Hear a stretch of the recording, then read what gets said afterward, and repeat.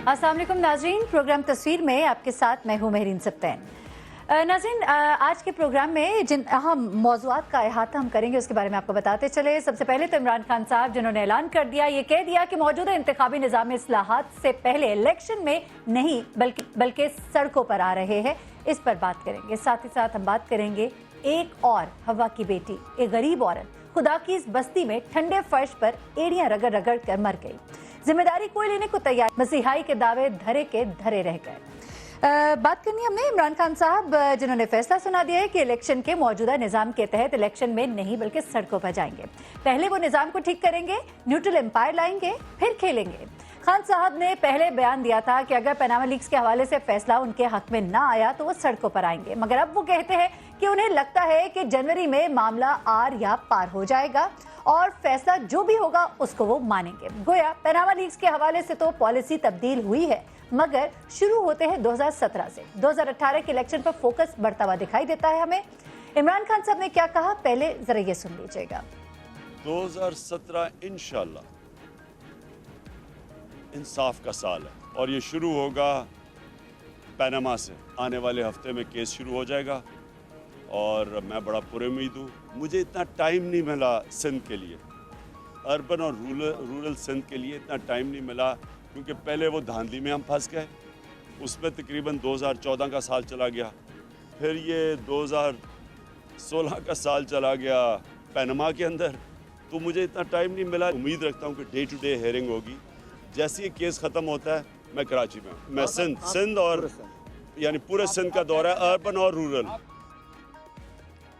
जी, 2014 धरनों में चला गया, 2016 पनामा में चला गया। दूसरी तरफ तहरीक इंसाफ की तरफ से आसिफ अली जरदारी और बिलावल भुट्टो जरदारी के खिलाफ ज़िमनी इलेक्शन लड़ने का फैसला किया गया है। लेकिन साथ ही साथ खान साहब ने तस्लीम किया कि पनामा में 2016 निकल गया, कराची और सिंध को वो मुनासिब टाइम ना दे पाए, जबकि पीपल्स पार्टी का कहना है कि उम्मीद है कि इमरान खान अपनी बात पर कायम रहेंगे और ज़िमनी इंतखाबात के हवाले से दिए गए इस बयान से यू टर्न नहीं लेंगे। जायजा हम साथ ही साथ लेंगे आज के प्रोग्राम में 2017 सियासी तौर पर बड़ी पार्टीज के लिए क्या बड़े चैलेंजेस लेकर आया है।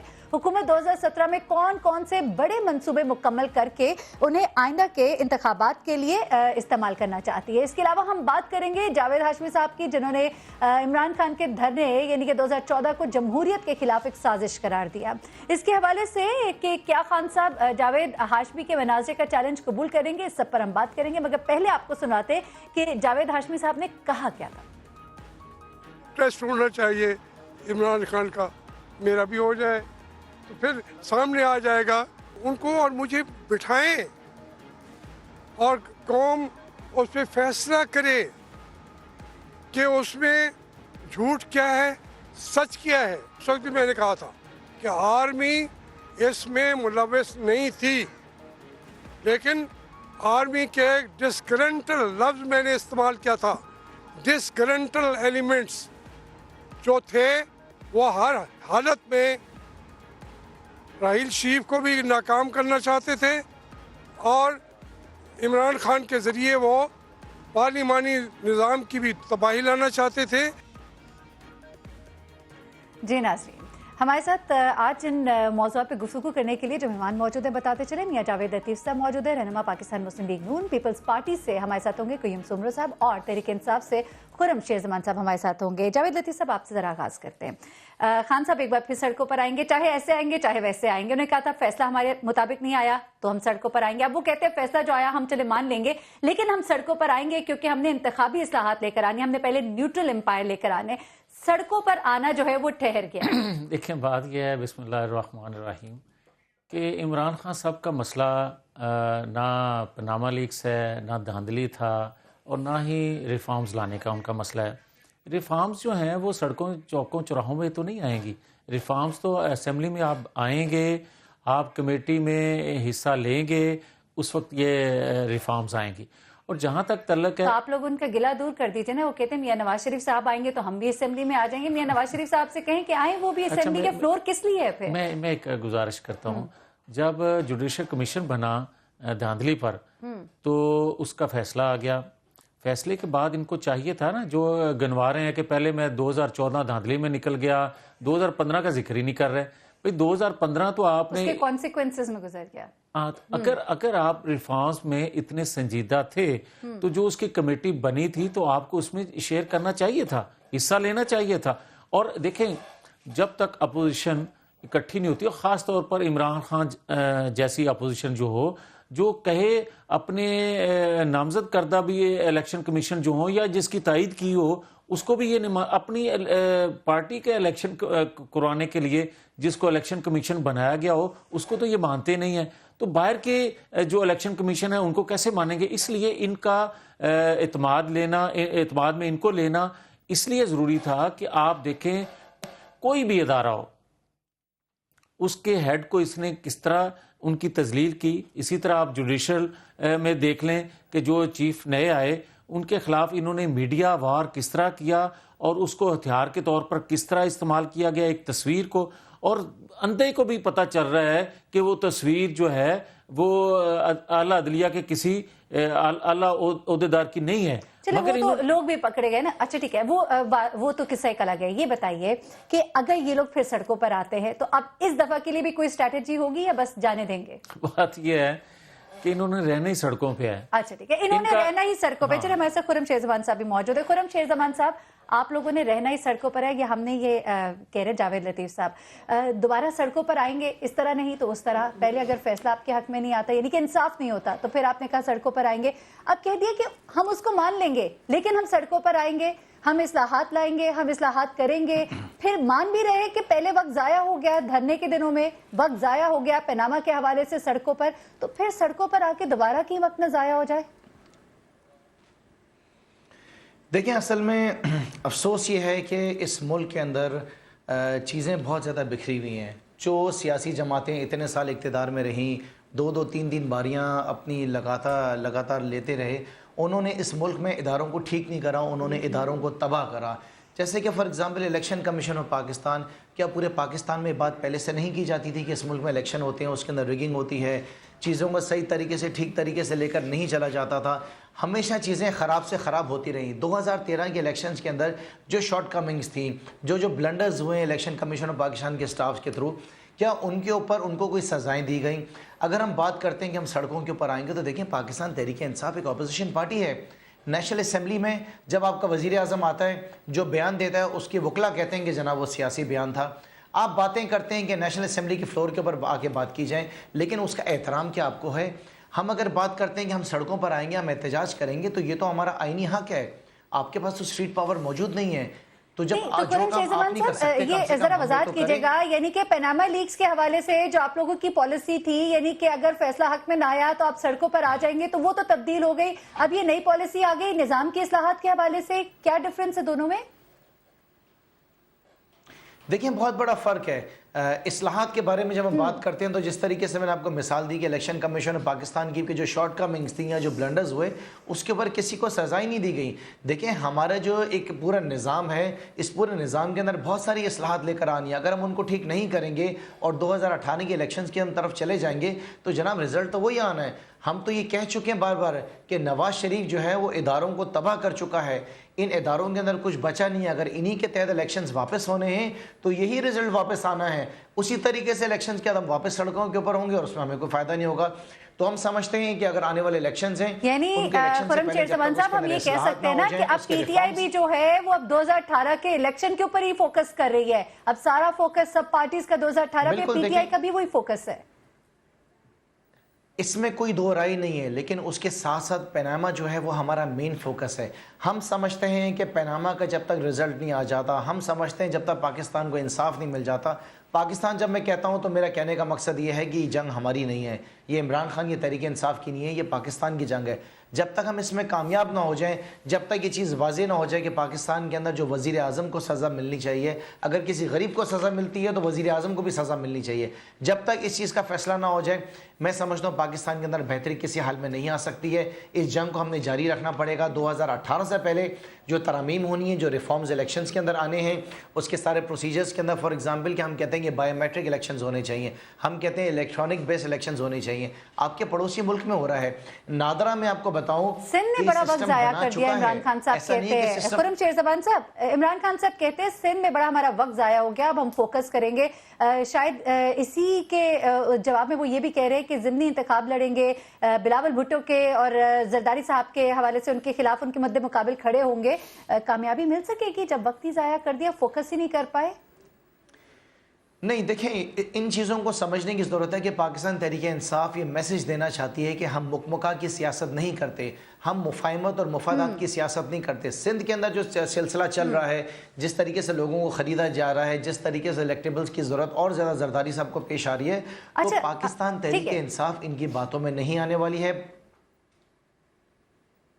مقابلہ کرے گی. ٹھیک ہے, آپ ہمارے ساتھ ہی رہے. قیوم سمرو صاحب بھی ہمارے ساتھ موجود ہے. قیوم سمرو صاحب, ضمنی انتخاب لڑیں گے عمران خان صاحب, کس طرح سے دیکھتے ہیں, کتنی کامیابی متوقع ہے, کوئی ٹف ٹائم دے پائیں گے زرداری صاحب, بلاول بھٹو زرداری کو؟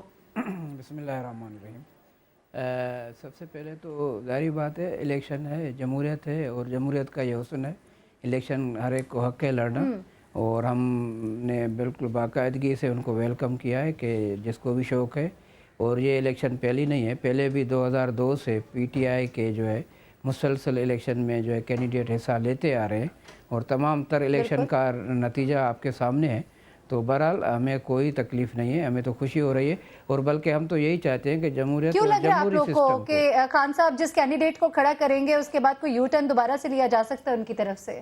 وہ ان کا اپنا مسئلہ ہے, لیکن بہرحال ہمیں اس سے کوئی تکلیف نہیں ہے. ہمیں نہیں, آپ کی پارٹی کہہ رہی ہے نا, آپ لوگ کہہ رہے ہیں نا کہ اب کوئی پھر یو ٹرن نہ لے لیجیے گا. دیکھیں, مجھے نہیں پتا کہ اگر عمران خان صاحب یو ٹرن لے رہے ہیں نہیں لے رہے, وہ ان کا اپنا معاملہ ہے. ویسے ان کی جو ماضی ہے وہ تو یہی بتاتی ہے, لیکن جہاں تک آپ کا کنسرن کوسچن تھا, وہ تو میں کہہ رہا ہوں کہ ہم اس کو ویلکم کرتے ہیں, اور ہم چاہتے ہیں کہ جمہوری روایت اور لیکن آپ کی پارٹی یہ تاثر دے رہی ہے نا قیوم سمرو صاحب, آپ کی پارٹی یہ تاثر دے رہی ہے نا کہ عمران خان صاحب دوبارہ سے یو ٹرن نہ لے لیں, یو ٹرن نہ لے لیں. یہ بتائیے کیوں لگ رہا ہے آپ لوگ کو یو ٹرن لے لیں گے, کمزور لگ رہے ہیں آپ کو؟ نہیں, بات کمزوری کی نہیں ہے, بات ماضی کی ہے کہ ماضی میں جس طرح جو ہے خان صاحب کی سیاست رہی ہے, تو اس سے تو یہ اندازہ لگایا جا سکتا ہے. لیکن بہرحال ہم اس بحث میں نہیں جانا چاہتے.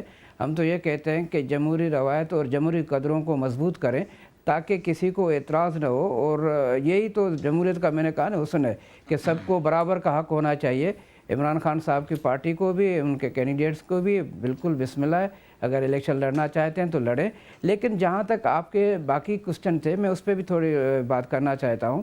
آپ نے کہا کہ ابھی میرے بھائی خرم شیر زمان میں یہی کہا, لیکن دیکھیں یہ وقت کے حالات کے تحت فیصلے کرنا چاہیے. ابھی 1 سال الیکشن میں جو ہے باقی پڑا ہے, بلکہ میں سمجھ رہا ہوں کہ 1 سال سے بھی کم ہے. پولیٹیکل پارٹیوں کی تیاری کے لیے 1 سال بہت کم ہوتا ہے. تو اب یہ الیکشن ریفارمز کے ٹھیک ہے, وہ بہت ضروری چیز ہے, لیکن اس کے لیے سڑکوں پہ آنا, میں سمجھ رہا ہوں اس کے لیے ایک پریشر کریٹ کریں تمام پولیٹیکل فورسز کو مل کر کے پارلیمنٹ کے اندر, تاکہ آپ کے اور ہمارے جو اپوزیشن کے جائز مطالبات ہیں ان پہ ہم پریشر دے کر کے P M L N government کو مجبور کریں کہ ہماری بات کو مانیں, بجائے جو اس کے کہ ہم الیکشن کو کسی اور طریقے میں لے جائیں اور اس کا کوئی نتیجہ کچھ اور ہو جائے.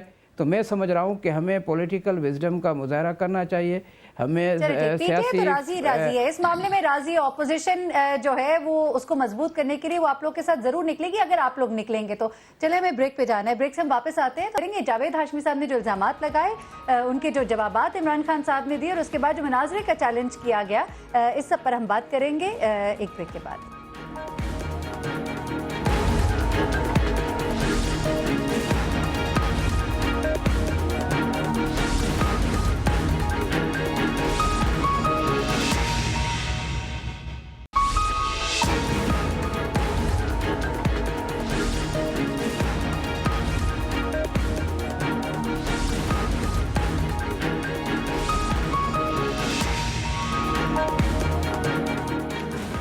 ویلکم بیک ناظرین, ہمارے ساتھ خرم شیر زمان صاحب موجود ہیں, قیوم سمرو صاحب اور میاں جاوید لطیف صاحب موجود ہیں. بات کر رہے ہیں ہم اس وقت 2017 کے حوالے سے بھی. یقیناً 2017 جو ہے وہ سیاسی طور پر کیسا رہے گا, پارٹیز کس طرح سے اس کو دیکھ رہی ہیں. 2018 کے الیکشن کی تیاری کے حوالے سے کیا اقدامات اٹھائے جا رہے ہیں مختلف پارٹیز کی جانب سے, کیا پلاننگ سامنے آ رہی ہیں, جن میں سے ایک پلاننگ عمران خان صاحب کی سامنے آئی کہ وہ جو نظام ہے اس کو چینج کرنا چاہتے ہیں, اور اس نظام کے تحت الیکشن میں نہیں بلکہ وہ سڑکوں پر جائیں گے.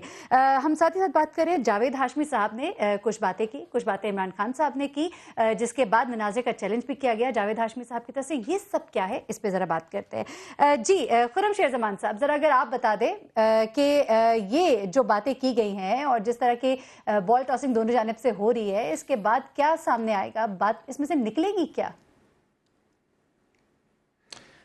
देखें, अब जावेद हाशमी साहब बुज़ुर्ग हैं, बड़े हैं और अपनी ज़िंदगी की उम्र के उस मोड़ के ऊपर हैं कि वो ख़बरों में रहने के लिए ऐसे बयानात दे रहे हैं कि किसी तरीके से उनकी ख़बर चल जाए।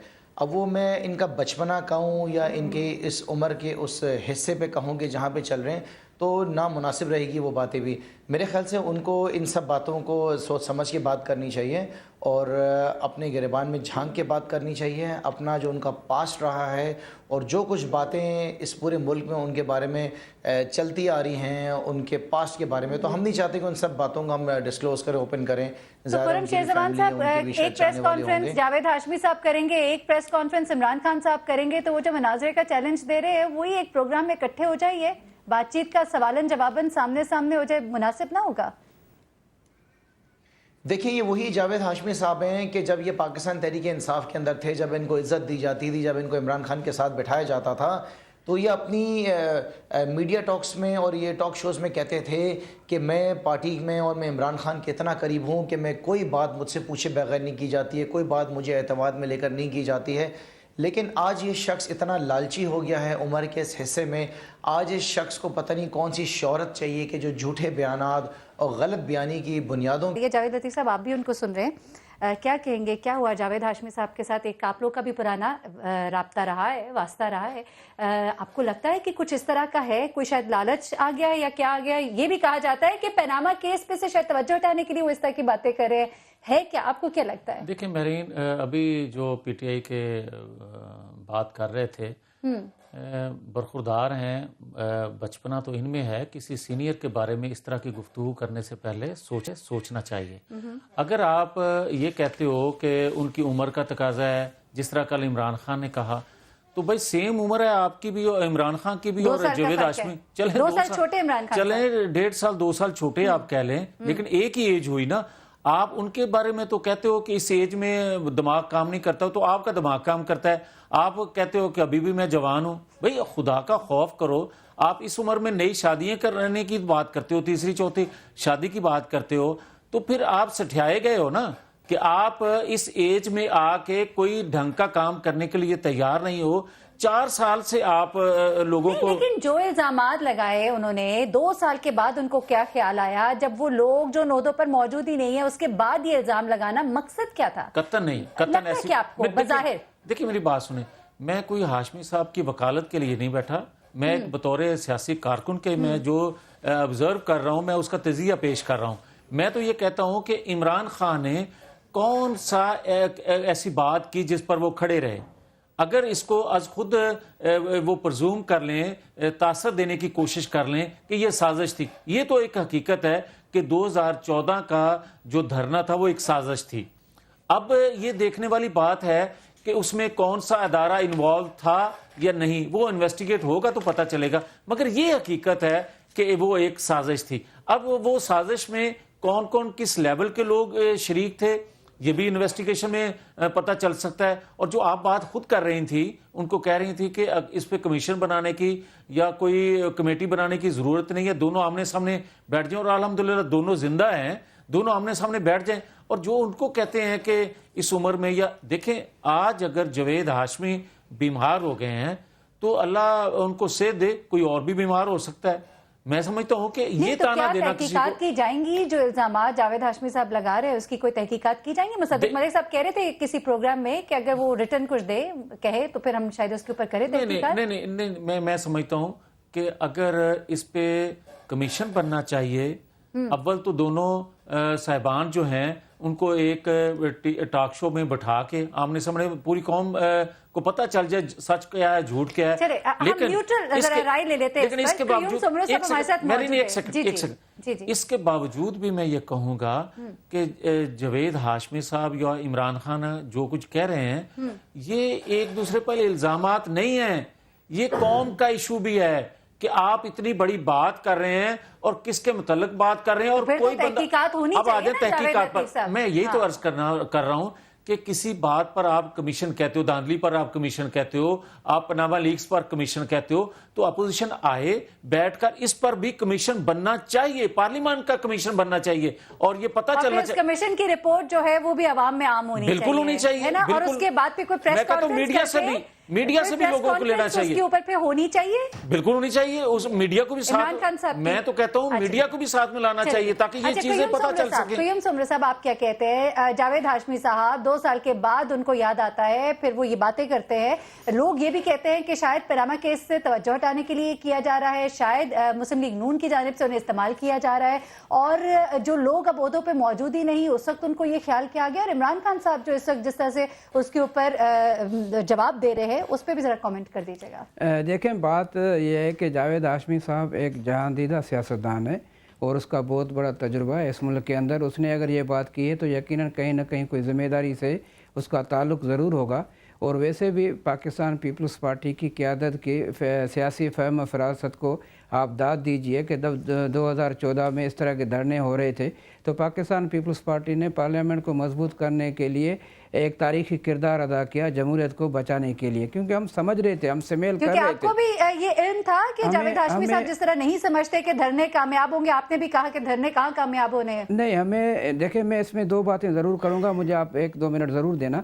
ہم سمیل کر رہے تھے حالات کو کہ دیکھیں ہمارے دور میں جب ہماری گورنمنٹ تھی بھی اس وقت بھی کسی ایک محترم نے دھرنا دینے کی کوشش کی تھی، تو ہم سمجھ رہے تھے کہ یہ کیا سازش ہو رہی ہے اور جمہوری گورنمنٹ کے خلاف یہ سازش جو ہے وہ نہیں ہونی چاہیے، اور جس میں پاکستان پیپلز پارٹی کی قیادت نے ایک تاریخی کردار ادا کیا۔ لیکن اس کے ساتھ ساتھ ایک بات جو میں یہاں پہ اس موضوع کے حوالے سے کرنا ضروری سمجھتا ہوں کہ دیکھیں اس طرح کے کردار پہلے بھی ہو چکے ہیں۔ پاکستان پیپلز پارٹی کے خلاف جب IGI بنا کر کے اصغر خان کیس جو آج بھی سپریم کورٹ کی زینت بنا ہوا ہے کہ اس میں وہ کردار بھی سامنے آنے چاہیے جنہوں نے پیسے لے کر کے پاکستان پیپلز پارٹی کی الیکشن کو چرایا، پاکستان پیپلز پارٹی کو اقتدار میں نہ آنے دیا گیا، اور پاکستان پیپلز پارٹی کے ساتھ کیا بلکہ ایک جمہوری گورنمنٹ کے ساتھ بہت بڑا مذاق کیا گیا، اور محترمہ بینظیر بھٹو صاحبہ کا راستہ روکنے کے لیے کیا کچھ نہیں کیا گیا، لیکن آج تک اس پہ کوئی بات نہیں ہو رہی ہے۔ یہ سازشیں جو پیپلز پارٹی کے خلاف بھٹو صاحب کے دور میں ہوئی، محترمہ کے دونوں ادوار میں ہوئی، آپ کو پتہ ہے، تاریخ گواہ ہے۔ قیوم سمرہ صاحب یہ بتائیے گا، چلے یہ باتیں تو اپنی جگہ موجود ہے، 2017 کیونکہ ہمارے سیگمنٹ کا وقت اب تک اختتام کی جانب ہے، 2017 پیپلز پارٹی جو ہے کیا پلان رکھتی ہے، کیونکہ 2018 کے الیکشنز آ رہے ہیں، اور کیا پلاننگ ہے آپ لوگ کے پاس، کیا اصلاحات، کیا بہتریاں، کیا ایسا چیز آپ سیٹ اپ کریں گے کہ لوگ آپ کو پھر واقعتاً ووٹ دے 2018 میں؟ دیکھیں میں وہ عرض کر رہا تھا کہ اگر پاکستان کے اندر فیئر الیکشن ہو تو پاکستان پیپلز پارٹی کا ووٹ بینک چاروں صوبوں میں بشمول گلگت بلتستان ووٹ ہے، یہ تو ریکارڈ پہ ہے نا، آپ ساری الیکشن کا ریکارڈ اٹھا کے کس دیکھیں۔ بنیاد پر؟ نہیں قیوم سمرہ صاحب سوال ہے کس بنیاد پر؟ کیا مقصد کس بنیاد کیا پر؟ کیا پاکستان پیپلز پارٹی نے؟ پاکستان پیپلز پارٹی نے کیا نہیں کیا؟ ہاں ویری گڈ، اچھا کوسچن کیا، تو اب پورا جواب سنیں۔ پاکستان پیپلز پارٹی نے سب سے بڑی بات جو اس پاکستانی قوم اور اس ملک کے لیے کیا، وہ آئین کو بحال کیا 18th امینڈمنٹ کے ذریعے۔ انہوں نے ڈکٹیٹر کے جو پاور تھے پریزیڈنٹ کے پاس، انہوں نے پارلیمنٹ کے حوالے کر دیے، انہوں نے چائنا اکنامک کوریڈور کا یہ راستہ کھولا، اور جو آج اتنی بڑی انویسٹمنٹ ہو رہی ہے یہ پاکستان پیپلز پارٹی کا ثمر ہے۔ انہوں نے ایران اور پاکستان کے ساتھ گیس کا ایک معاہدہ کیا، وہ آپ کے سامنے ہے۔ یہ تو موجود تھی نا، یعنی کہ آپ یہ کہہ رہے ہیں کر چکے تھے، پھر بھی آپ لوگ الیکشن ہار گئے۔ وہی تو میں کہہ رہا ہوں، الیکشن ہارنے کا سبب اور ہے جس پہ میں ابھی بات کر رہا تھا کہ وہ آروز کی الیکشن، آپ کو یاد ہوگا اس وقت کے پریزیڈنٹ زرداری صاحب نے پہلا جملہ یہ کہا تھا، ابھی کسی کا ریئیکشن نہیں آیا تھا، انہوں نے کہا آروز کی الیکشن ہے، لیکن ہم چونکہ ایک پارلیمنٹ کا حصہ ہے، ہم جمہوریت پسند لوگ ہیں، ہمیں جمہوریت کے لیے قدر ہے، تو ہم جمہوریت کو ضائع ہونا نہیں چاہتے، ورنہ وہ الیکشن ریگڈ الیکشن تھا۔ جمہوریت کے لیے قربانی دی۔ خرم شیر زمان صاحب کیا کیا پی ٹی آئی نے 2017 میں، کیا کرے گی پی ٹی آئی ایسا کہ 2018 میں آپ لوگوں کو ووٹ دیا جائے؟ دیکھیں میرے خیال سے پاکستان تحریک انصاف نے سب سے پہلے جو پاکستان کی اس سیاست کے اندر پچھلے 3 سال کے اندر جو اپوزیشن کا رول پلے کیا ہے، ایک یہی بہت بڑا اقدام ہے کہ جس کو جتنا بھی سراہا جائے کم ہے. لیکن اگر اس کے علاوہ اگر آپ پرفارمنس بیسڈ بات کرتی ہیں اپنے صوبے کے اندر، تو میرے خیال سے کے پی کے ایک وہ صوبہ تھا کہ جس کے پاس کچھ تھا ہی نہیں، جس کا ایجوکیشن کا جو حال تھا وہ تباہ تھا، جس کے اندر ہسپتالوں کے اگر آپ ہیلتھ کو دیکھیں تو ہیلتھ میں بھی کچھ نہیں بچا تھا. پولیس کے ریفارمز اگر آپ دیکھ لیں کہ ہم نے ایک بہت بڑے میسو ریفارمز لے کر آئے. آج پورا کے پی کے پاکستان تحریک انصاف کے ریفارمز کو سلام پیش کرتا ہے. ایجوکیشن کے اندر جو ریفارمز ہم لے کر آئے ہیں، آج پرائیویٹ سکول سے بچے سکولوں کو چھوڑ کر اور گورنمنٹ سکولز کے اندر واپس آ رہے ہیں. ہسپتالوں یہ کے پی کے ہے جہاں احتساب کے نظام کے اوپر بھی بہت سوال اٹھایا جا رہا ہے. خرم شیرزمان صاحب ٹھیک ہے، آپ کا بہت شکریہ. آپ بتائیے گا جاوید لطیف صاحب، 2017 کیا ایسا کرے گی حکومت؟ کیونکہ سی پیک بھی پاکستان پیپلز پارٹی کا ہی منصوبہ، جمہوریت کو جو بحال کیا وہ بھی پاکستان پیپلز پارٹی نے کیا، تو پھر پاکستان مسلم لیگ نون نے کیا کیا اور کیا کرے گی 2017 میں؟ دیکھیں جہاں تک سمرو صاحب کا یہ کہنا ہے کہ انہوں نے آئین کو بحال کیا 18ویں ترمیم، یہ ان کو کریڈٹ جاتا ہے، یہ بات درست ہے. جہاں تک سی پیک کا تعلق ہے، وہ اگر کریڈٹ لینا چاہے تو یہ تو ہم پوری قوم کو کریڈٹ دینا چاہتے ہیں، تمام جماعتوں کو کریڈٹ. مشرف صاحب کا بھی کریڈٹ ہے، اصل تو وہاں سے مطلب جو صحیح شروعات ہوئی وہاں سے ہوئی. اگر آپ مشرف کی بات کریں گے تو میں اس لیے ان کو کریڈٹ نہیں دوں گا کیونکہ وہ آئین توڑ کر آئے. آپ جو جمہوری سیٹ اپ ہے اس کی کسی جماعت بھلے وہ اقتدار میں رہی ہے یا نہیں رہی، آج بھی اپوزیشن کا حصہ ہو، ہم اس کو بھی کریڈٹ دینے کے لیے پوری قوم کو کریڈٹ. لیکن میرے جو آپ نے سوال کیا کہ آپ 2017 میں کرنا کیا چاہتے ہیں، میں یہ کہتا ہوں کہ ہم چاہتے ہیں کہ جو اندھیرے تھے، جو ہمیں بجلی کے کارخانے ہم لگا رہے ہیں، وہ انشاءاللہ پایہ تکمیل کو پہنچیں گے 2017 میں. ہم یہ چاہتے ہیں کہ اقتصادی راہداری منصوبہ جو ہے اس کی شیپ نکلا ہے. ہم یہ چاہتے ہیں کہ پاکستان کا روشن مستقبل ہوگا، بجلی جو ہے عوام کو ملے گی، اور یہ سب چیزیں جو ہے 2018 کے اختتام تک ہمارے سامنے آئی جائیں گی. آپ ہمارے ساتھ ہیں جاوید لطیف صاحب، البتہ قیوم سمرو صاحب اور خرم شیرزمان صاحب، آپ کا بہت شکریہ. ہمارا یہ سیگمنٹ تو اختتام کو پہنچا. ہم اپنے اگلے سیگمنٹ کی جانب بڑھیں گے ایک بریک کے بعد. جب واپس آئیں گے تو بات کریں گے جناح ہاسپٹل میں ایک دل کی مریضہ جس کو ایمرجنسی گیٹ پر ڈرپ لگائی گئی تھی، فرش پر انہیں لٹا کر ان کا علاج کرنے کی کوشش کی گئی تھی، جاں بحق ہو گئی. کیا معاملات تھے اور حکومت پنجاب کیا کر رہی ہے؟ ہمارے اسپتالوں میں کس طرح کی ٹریٹمنٹس ہو رہی ہیں؟ جہاں خربوں روپے کی اورنج ٹرین اور میٹرو ٹرین تو ہے، لیکن ہوا کی بیٹی جو ہے وہ ایک بار پھر جناح ہاسپٹل کے ٹھنڈے فرش پر دم توڑ جاتی ہے. اس پر بات کریں گے ایک بریک کے بعد. ہمارے ساتھ رہیے.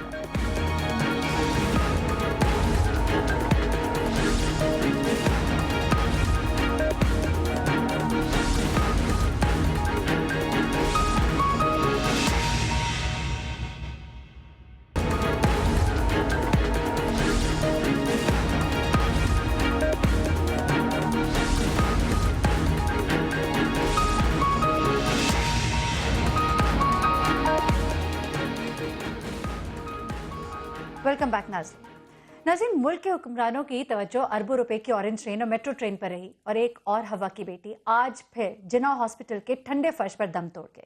لاہور کے جناح ہاسپٹل میں مریضہ کو علاج کے لیے ڈاکٹر تو نہ مل سکا، تاہم لاچار بے بس مریضہ نے اسپتال کے فرش پر دم توڑ دیا.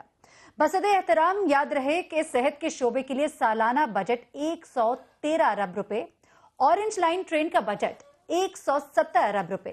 حکومتی اعداد و شمار کے مطابق میٹرو بس کی لاگت 30 سے 40 ارب روپے. اس سے آپ اندازہ لگا سکتے ہیں کہ حکومت کی ترجیحات کیا ہے. اس کا نتیجہ یہ ہے کہ جناح ہاسپٹل میں دل کی مریضہ کو ایمرجنسی گیٹ پر ڈرپ لگائی گئی. مریضہ کا پی آئی سی اور سروسز ہاسپٹل میں بھی علاج نہ کیا گیا. بے بس خاتون کو بیڈ ملا، نہ ہی مناسب علاج معالجہ. ٹھنڈے فرش پر لیٹی خاتون تھوڑی ہی دیر کے بعد چل بسی. یہ کوئی پہلا واقعہ نہیں ہے. خدا کی اس بستی میں خدا جانے کتنے لوگ صحت کی ضروری سہولیات نہ ہونے کی وجہ سے تڑپ تڑپ کر مر جاتے ہیں. اور اگر میڈیا پر کسی خبر کو نشر کیا جائے تو کسی وزیر، مشیر، ایم ایس یا ڈاکٹر کے استعفے کا تو سوال ہی کیا، الٹا عوام کی آواز بننے والے میڈیا پر غلط رپورٹنگ کا الزام لگا کر چپ جاتی ہے. کیونکہ الیکشن کن سیاسی ہتھ کنڈوں سے جیتنا ہے اس کی فکر دامنگیر رہتی ہے. اس معاملے پر ہمارے ساتھ موجود ہے بات کرنے کے لیے ہمارے نمائندے محمد علی جڑ، ساتھ ہی ساتھ ہمارے ساتھ موجود ہیں نون لیگ کے رہنما جاوید لطیف صاحب. فیصل آباد سے ہمارے ساتھ ہوں گے خرم شہزاد صاحب بیورو چیف، اور ہمیں جوائن کریں گے doctor Jafar Shah, spokesperson to M S Jinnah hospital. Muhammad Ali جڑ صاحب آپ سے ذرا آغاز کریں گے. کیا ہوا یہ اندرناک واقعہ؟ اس کی تفصیل تو ہم نے بتا دی. اب اس واقعے کے ہونے کے بعد اس وقت جناح ہاسپٹل میں کیا ہو رہا ہے؟ خادم اعلیٰ جو ہیں وہ کیا عوام کی خدمت کے لیے اب یہاں پر آئے؟ ان کی جانب سے کچھ کہا گیا؟ کوئی سٹیٹمنٹ سامنے آئی؟ کچھ ہوا؟ دیکھیں جی، ہونا کیا ہے، کچھ بھی نہیں ہونا. ایک انکوائری کمیٹی بنے گی، اس کے بعد وہ کمیٹی نکلنی نہیں، نہ ہی کوئی ذمہ داروں کو سزا ملے گی. آج تک کچھ ہوا ہے؟ یہ وہی ایم ایس ہیں جو لیڈی ولنگٹن میں جہاں ایک خاتون نے باہر ایمرجنسی کے بچے کو جنم دیا تھا، آج وہی ایم ایس یہاں پہ جناب میں لگے ہوئے ہیں. یہی سزا ہوتی ہے اس میں، یہی سزا و جزا ہے. ایک جگہ سے اٹھاتے ہیں، دوسری جگہ پہ لگا دیتے ہیں، پوچھنے والا کوئی نہیں ہے. اب سے تھوڑی دیر پہلے اگرچہ وزیر صحت صاحب ہے، بڑے افسوس کا اظہار کر رہے تھے، بڑی تکلیف ہو رہی تھی انہیں مختلف وارڈز کا چکر بھی لگایا. تو جس وارڈ میں بھی گئے تو انہیں ایک بیڈ پہ تین چار مریض ملے، دو مریض ملے. تو وہ بڑے پریشان تھے. ان کا یہی کہنا تھا کہ کیپیسٹی بڑھا رہے ہیں، آبادی بڑھ گئی ہے، وسائل اتنے نہیں ہیں. وسائل اس سے زیادہ کیا ہوں گے کہ 140 ارب یا 42 ارب روپے کا ان کا بجٹ ہے، ترقیاتی اور غیر ترقیاتی، جس کا یہ دعویٰ کرتے ہیں. افسوس کی بات یہ ہے کہ وزیر اعلیٰ پنجاب جو 8 سال تک اس صوبے میں وزیر صحت بھی رہے ہیں، اب چند ہفتے پہلے انہیں وزیر بنایا، اور ایک نہیں 2 وزیر. آج تک پاکستان میں اس کی مثال نہیں ملتی. 2 وزیر ہوں، اس کے باوجود بھی کارکردگی زیرو. اس کے باوجود بھی اسی طرح لوگ ہسپتال کی راہداریوں میں موت و حیات کی کشمکش میں رہتے ہیں اور مر جاتے ہیں، کوئی پوچھنے والا نہیں ہوتا. جی اچھا، محمد علی جٹ صاحب، جب بھی اس طرح کا واقعہ ہوتا ہے ہم تو اپنی آواز بلند کرتے ہیں. کیا ایسے واقعات کے بعد کبھی آپ نے کچھ ہوتے بھی دیکھا ہے؟ آپ تو سالہ سال سے میڈیا پہ رپورٹنگ کر رہے ہیں. دیکھیں جی، میں تو وہی کہہ رہا ہوں کہ ہونا کچھ نہیں ہوتا. کمیٹی بنے گی، چند لوگوں کو قربانی کا بکرا بنایا جائے گا، وہ بڑے خوش ہوتے ہیں کہ چلو اب جان چھوٹی، کچھ ماہ سکون سے گزار لیں گے. تنخواہیں ان کی ویسے ملتی ہیں، وہ کچھ عرصے بعد پھر بحال ہو کے واپس آ جاتے ہیں. آج تک کچھ نہیں ہوا. ہاں، اگر کسی ڈاکٹر کے خلاف یہ کارروائی کریں گے تو ہڑتال کا سامنا ضرور مریضوں کو کرنا پڑے گا. پھر وہی ہسپتال بند ہوں گے، وہی سڑکیں ہوں گی، وہی نعرے بازی ہوگی، وہی حکومت کو پھر مجبور لوگوں کو بحال کرنا پڑے گا. ایک اور مصیبت، کبھی بھی نہیں آئی. مریض اس کے لیے انتظار میں رہیں گے. آپ کا بہت شکریہ، آپ کا بہت شکریہ. فیصل آباد سے خرم شہزاد ہمارے بیورو چیف بھی موجود ہے، ذرا ان سے بھی اوور آل سچویشن جان لیتے ہیں. خرم شہزاد صاحب، جیسا محمد علی جٹ صاحب نے ابھی بتایا کہ کس طرح سے ایک ہی بیڈ کے اوپر 3-4 مریض ہوتے ہیں، اور جب بھی کوئی اس طرح کا خدا نہ خاصا واقعہ جو ہوتا ہے وہ وقوع پذیر ہوتا ہے تو اس کے بعد چھوٹے چھوٹے سٹیپس لیے جاتے ہیں، ہوتا کچھ بھی نہیں ہے، صورتحال کو بہتر نہیں کیا جاتا. فیصل آباد کی اوور آل سچویشن کیا ہے؟ وہاں پہ بھی یہی صورتحال ہے؟ ہاں جی بالکل. جو لاہور تو کہلایا جاتا ہے کہ وہ خادم اعلیٰ کا شہر ہے، تو فیصل آباد بھی مسلم لیگ کا گڑھ ہے، اور یہ مریضوں کے لیے، جو عام مریض جو ہیں ان کے لیے تو یہ گڑھا بن گیا، موت کا گڑھا. اور اگر پچھلے سال جو ہے مرنے والے مریضوں کی بات کریں تو 21,000 سے زائد جو ہے مریض وہ موت کے منہ میں چلے گئے، اور طبی سہولیات تو وہ نہ ہونے کے برابر ہیں. کہیں پر ایک بیڈ ہے، اس کے اوپر 3 مریض ہیں. یہ صرف میڈیکل 1 کی بات کر رہا ہوں. اگر میڈیکل 2 میں یا دوسرے جگہ پر دیکھا جائے، دوسرے شعبوں میں دیکھا جائے تو صورتحال انتہائی زیادہ گمبھیر ہے. بچے وارڈ ہے، اس میں بھی یہی صورتحال ہے. سول اسپتال ہے، وہاں پر نہ صرف جو ہے مریضوں کو 1-2 بیڈوں پر لٹایا جا رہا ہے، بلکہ یہ کیا جاتا ہے کہ رات داریوں میں ان کو لٹا دیا جاتا ہے، جہاں پر سردی میں مریض جو ہے وہ سکڑتے ہوئے کنگڑتے ہوئے موت کے منہ میں چلے جاتے ہیں. صحت کے لیے سالانہ یہ سب جا کدھر رہا ہے؟ کچھ پتہ لگتا ہے کہ یہ سب جا کدھر رہا ہے؟ ہاں جی بالکل. یہ ہماری نظر میں تو یہ بجٹ صرف اور صرف لاہور کے ارد گرد گھومتا ہے، یا پھر اورنج لائن ٹرین کے ارد گرد گھومتا ہے. مریضوں تک تو کچھ بھی نہیں آ رہا ہے. یہاں پر جو ہے بعض کا کہا جاتا تھا کہ ادویات جو ہیں وہ فری یا مفت دی جاتی تھی، وہ لوگوں نے آج تک دیکھی نہیں کہ وہ کن کو دی جاتی ہیں. مریض آتے ہیں، پریشان ہوتے ہیں، اور واپس اپنے گھروں کو چلے جاتے ہیں، اور وہیں سے موت کے منہ میں چلے جاتے ہیں. آپ کا بہت شکریہ. کیونکہ ان کا ذرا مختصر ہے. ہمارے ساتھ اس وقت ڈاکٹر جعفر شاہ موجود ہے، spokesperson to MS Jinnah hospital. Jafar Shah sahib, یہ جو آج واقعہ پیش آیا، افسوسناک واقعہ ہے، ایک عورت اپنی جان سے گئی اور کسی کے کان پہ جو تک نہیں رینگی. یہ سب کیا ہو رہا ہے جناح ہاسپٹل میں؟ کیا ایک بیڈ کے اوپر 3 مریض ہوتے ہیں؟ اور کیا ایک عورت جو اس وقت اتنی بری حالت میں ہے، اس کو لٹانے کے لیے ایک بستر بھی نہیں موجود تھا، اس کی ٹریٹمنٹ کے لیے کوئی جگہ تک نہیں موجود تھی؟ انسان کی جان اس قدر حقیر ہو گئی ہے. جو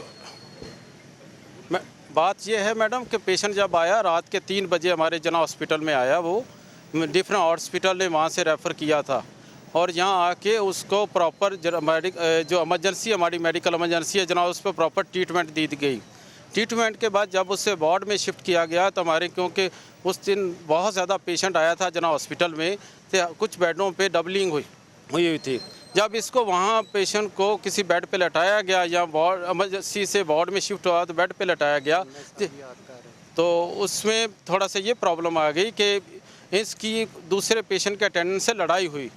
جب لڑائی ہوئی تو اس کے بعد یہ خود لے کے باہر آئے ہیں، یہ ہم نے نہیں بالکل کیا، اور فوراً ڈاکٹر آئے मेरा ख्याल 1 or 2 मिनट के बाद डॉक्टर आए, फौरन उसे बाहर जाफर दूसरे शाह बेड पे लटा के साहब, उसको उस ट्रीट किया। खातून को फर्श के ऊपर लिटाकर ट्रीटमेंट दी गई, उसे ड्रिप लगाई गई, ये मनाज़िर भी दिखाई नहीं, गए टेलीविजन वो था स्क्रीन पर। जब हमने आप- अंदर जी, बेड जी। पे लटाया उसको, बेड पे लटाया हमने उसको, तो बेड पे लटाने के बाद इनकी खुद हुई है उस बेड के दूसरे पेशेंट के साथ लड़ाई हुई, क्योंकि पेशेंट बहुत ज़्यादा में डबल जो है वो पेशेंट थे, बेडों पे थे, उस वजह से ये हुआ। लेकिन इसमें जिन्ना हॉस्पिटल के अंदर किस तरह से ट्रीटमेंट लोगों को दी जा रही है, आप तो खुद बता रहे हैं ना कि एक बेड के ऊपर दो लोग मौजूद थे, जिस बेड पे लिटाया गया वहां दूसरा पहले से मौजूद है। एक बंदा इतनी क्रिटिकल सिचुएशन में है, जिंदगी और मौत के दरमियान, इस कश्मकश में आप उसको एक दूसरे बंदे के साथ उस बेड पे लिटा रहे हैं, आप उसको क्या ट्रीटमेंट देंगे? आपकी जिन्ना हॉस्पिटल की सब सिचुएशन है क्या? असल बात है कि मैडम, क्योंकि रश बहुत ज़्यादा है, जिन्ना पे बोझ बहुत ज़्यादा है, बहुत ज़्यादा रश है, बहुत ज़्यादा मरीज़ आता है। मरीज़ आने की वजह से, बेड की कमी होने की वजह से पेशेंट जो है ज़्यादा आ रहे हैं हमारे जना हॉस्पिटल में, ज़्यादा आने की वजह से ये है। अदरवाइज़ हमारे डॉक्टर प्रॉपर काम का है, उनका पेपर देखे, उन्होंने हर चीज़ ट्रीटमेंट लिखी हुई है, और वो ट्रीटमेंट उसको चल रही थी, जो ट्रीटमेंट वो कह रहे हैं बोतल लगी हुई थी, वो डॉक्टर ने ट्रीटमेंट लिखी हुई थी और ट्रीटमेंट चलती रही है। जिन्ना हॉस्पिटल इसमें में डॉक्टर जिस की तरह मैं से नहीं ट्रीटमेंट दी समझता, जाती है, लेकिन वो भी ये है आंखों कि देखा हमारे हाल है। क्योंकि लोगों का किस तरह एटीट्यूड से ठीक लोग नहीं है। लाइनों में लगे होते हैं, और जब तक उनकी बारी आती है डॉक्टर साहब वहां से उठ के चले जाते होते हैं, और उसके बाद लोग जो है वो बेचारे अपने घरों को लौट जाते हैं। इसकी कोई जिम्मेदारी उठाएगा? कोई इसकी जिम्मेदारी लेने को तैयार है? ये जो वाकया पेश आएगा इसके लिए सेक्रेटरी हेल्थ साहब और चीफ मिनिस्टर साहब ने फैसला किया है कि इवनिंग ओपीडी शुरू हो रही है। इंशाल्लाह विद फ्यू डेज में इवनिंग ओपीडी होगी। जो मॉर्निंग में रह जाएंगे पेशेंट, वो इवनिंग ओपीडी में दिखाए जाएंगे। ये नहीं कि बिल्कुल उसको छोड़ देती है या देखते नहीं है। जो हमारे डॉक्टर अगर कोई इस तरह की लापरवाही करे तो वहां से 5 मिनट के अंदर फारिग कर दिया जाता है। यहाँ पे कोई रिजाइन भी करेगा, कोई फारिग किया जाएगा, कौन जिम्मेदारी उठाएगा? सवाल हमारा ये है। मैडम, इसमें मैं समझूंगा कि डॉक्टर की इसमें कोई, डॉक्टर का है कि ट्रीटमेंट देना, डॉक्टर ने प्रॉपर उसको ट्रीटमेंट दी। अब जो है पेशेंट का अटेंडेंट जो है वो एक दूसरे अटेंडेंट से लड़ता है, लड़ने के बाद वो बाहर आता है। तो अब जो है कि हम रोजाना तो सुलह करा रहे होते हैं लोगों की, आपस में ना लड़ा करें। चूंकि मरीज लड़े होते हैं इसलिए उनके साथ ये सलूक किया जाता है। चलिए, आपका बहुत शुक्रिया। ये सब आपने भी सारी बात सुनी। क्या अभी आप ये कहेंगे कि हमारी तरजीहात सेहत भी है? जिस तरह का बजट रखा गया है, बजट मेट्रो ट्रेन के लिए, वजह तौर पे क्या नहीं इस पे तनकीद की जाती है? आपको लगता है क्या इस तरह होना चाहिए? इतना बड़ा हॉस्पिटल, खादिम आला का शहर है, जिन्ना हॉस्पिटल है, बहुत बड़ा हॉस्पिटल है, वहां पर भी बेड जो है वो कम पड़ जाते हैं मरीजों के लिए। नहीं, देखें, मेरी बात यह है कि जो जिना अस्पताल के तर्जमान जो भी बात कर रहे थे, जो भी वो दलील दे रहे थे, मैं उसको जस्टिफाई नहीं करता। मैं समझता हूँ कि ये इनकी नालायकी और नाअहली है। ये भी एक हकीकत है कि एजुकेशन हो, हेल्थ हो, इसमें सीएम की जो तरजीहात हैं उन पर उनका काम करने के बावजूद ये ज़हन में रखना चाहिए ब्यूरोक्रेसी में नालायकियाँ और रुकावटें हैं, वसाइल में कमी है। जहाँ तक आप मेट्रो ट्रेन का ऑरेंज ट्रेन का और मेट्रो बस का आप जिक्र करते हैं, सवाल है कि बजट इतना होता है तो एक बिस्तर के ऊपर 2-2 4-4 मरीज ना होते। मेरी अर्ज तो सुन लेना। अब आप ये भी ज़हन में रखें कि पूरे पाकिस्तान का 65% आबादी जो है वो पंजाब की है, 35% 3 सूबों की है। वसाइल में, उन्हीं वसाइल में रहते हुए आपने 65% को ट्रीट करना है। जहां तक आप ऑरेंज ट्रेन की बात करते हैं या मेट्रो की बार बार बात की जा रही है कि उसके लिए इतना बजट दिया, भाई वो भी तो लोगों के लिए, सहूलत के लिए ना। एक सेकंड, अगर नहीं होगी तो फिर इन सहूलियात मुझे ये बताएं, अगर एम्बुलेंस जो है या मरीज जो है अपनी प्राइवेट अपना ट्रांसपोर्ट पे अगर अस्पताल तक पहुंचेंगे तो उनकी ट्रीटमेंट होगी। अगर आप वहां से, और अगर लाहौर में ऑरेंज ट्रेन ना बनती और लाहौर में मेट्रो बस ना बनती तो जो शख्स पूरे पाकिस्तान में एक घर बनाता है, अगर दूसरे घर बनाने को तरजीह दे तो वो लाहौर को तरजीह देता है। इसलिए यहाँ ज्यादा आबादी है। हम ये भी कहते हैं कि अगर ये ट्रेन ना बन रही होती, ये मेट्रो ट्रेन ना बन रही होती, ये बस सर्विस ना बन रही होती तो शायद ये लोग मर ना रहे। नहीं, ये आपका कहना है। वोटर जो है वो एरिया रगड़ के मर रहे हैं। ठीक है, आपकी बात पहुंची। जावेद अख्तर साहब, प्रोग्राम का वक्त खत्म हो गया। नाज़रीन, मुझे मेहरीन सब्तैन को इजाजत दीजिएगा। अपनी दुआ में हमें भी याद रखिएगा। अल्लाह हाफिज।